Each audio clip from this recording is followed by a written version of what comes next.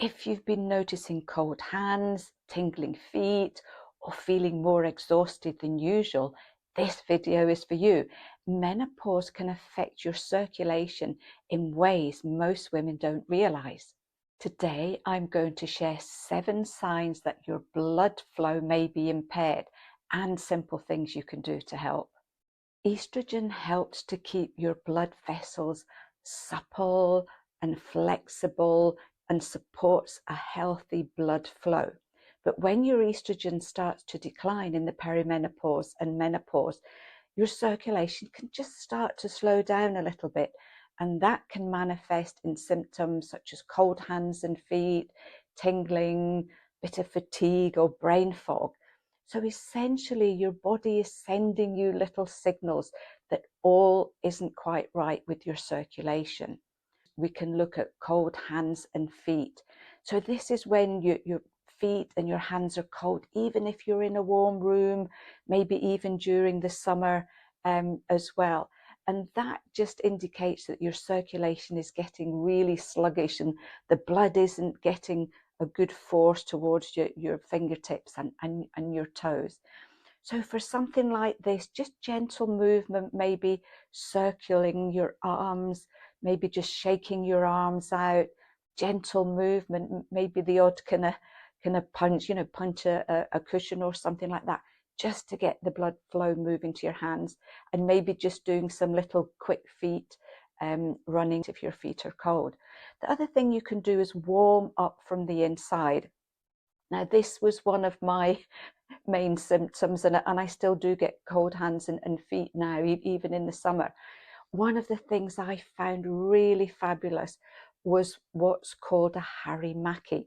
And this is a Japanese kidney warmer. So it's just like a stretching glove that goes round the middle. It has to be made of natural fibers. So mine's made of bamboo, but silk is another good one. It basically keeps your internal organs lovely and warm, and that has a beneficial effect to your hands and feet as well. If you don't want something like that, then just a hot water bottle on your back or on your stomach can often be really helpful. Number 2 is tingling extremities. So you find that you're getting kind of pins and needles in your hands and your feet. Again, stretching gently, massage the hands and the feet well. Tingling can also be a sign of B12 deficiency. So if this is something that happens on a regular basis, just ask your doctor to check that one out for you. Number 3 is swollen ankles, legs and feet. You may find that your ankles and feet get really puffy, or they just sort of, you get a fluid buildup. And this is really common, especially if you spend a big part of your day sitting at your desk. So again, this is just indication that your circulation isn't working particularly well. So we're looking at short walks. If you're sitting, make sure you get up every hour and do a little bit of movement. If you can't always get up, then do some ankle circles, maybe 10 one way and 10 the other, and keep that up on a regular basis. Elevate your legs above your heart if you can. Maybe if you're watching TV at night, that can be something that helps. Compression socks are another really good idea as well.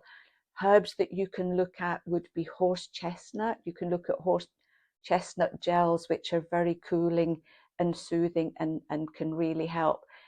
If this persists, this is another one that needs medical attention, because this can indicate things like high blood pressure. So again, if you're getting this every single day, just double check with your doctor.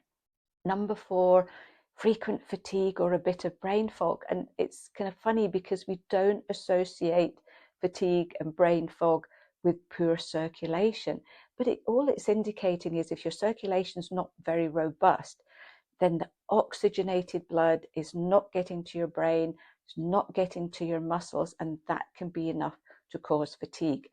So you can look at being hydrated, really important. So don't forget the water.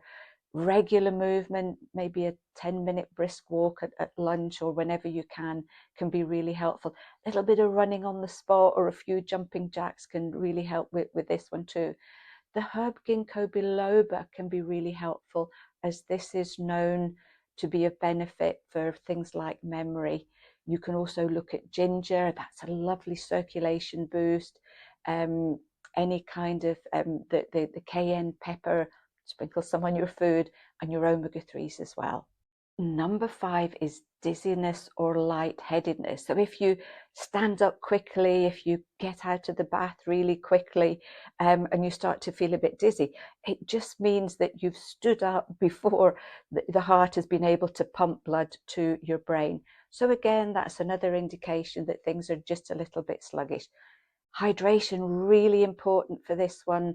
Gentle cardio, again, just to get the heart pumping. 10-minute walk, swimming. If you've got an exercise bike at home, then 5 or 10 minutes on that can be really good.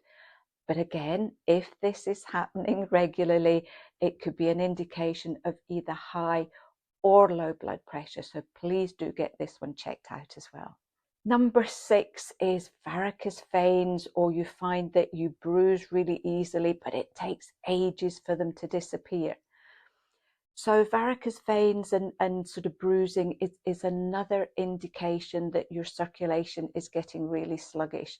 So again, you can look at gentle resistance training, or using one of these kind of stretchy armbands can be really helpful. Plenty of exercise, again, just to keep the circulation working well. If you've got things like varicose veins, you can look at the herb horse chestnut, which is in our Venaforce tablets, and horse chestnut is known to relieve the symptoms of varicose veins. Remember too, Arnica gel or Arnica cream can be really helpful for bruising. And again, if you bruise easily, sometimes it can be low vitamin C. The only thing with the bruising here, if the bruises appear suddenly for no reason at all, this is another one just to get double checked by your doctor. And number 7, shortness of breath, where you find that even just walking up and down the stairs, your muscles are okay, but you're starting to breathe a little bit more heavy. It just means that your heart and your lungs are having to work that little bit harder. Again, it can be due to poor circulation. So this is one where you really need to up your cardio, little bit of cardio every day. It doesn't have to be mega. You don't have to go to classes.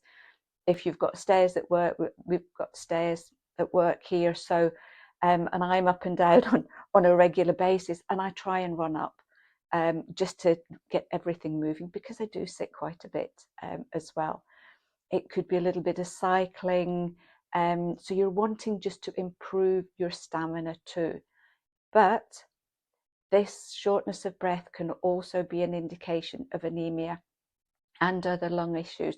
So if you've been getting lots of heavy periods in the run up to the menopause, it might be an idea just to ask your doctor to check your iron levels as well. So I hope you found this one helpful. We take our circulation for granted. It's something we really don't think about on a regular basis, and how as we age and our hormones change, it can have quite a profound effect. So doing these simple things on a daily basis, or just listening to our body saying things are just slowing down a little bit here, are really, really important. If you've had any of these issues, what did you do? How did you deal with it? Please share your tips. I love to read your stories, and you may be helping someone else as well. Have a lovely week, and I'll see you soon.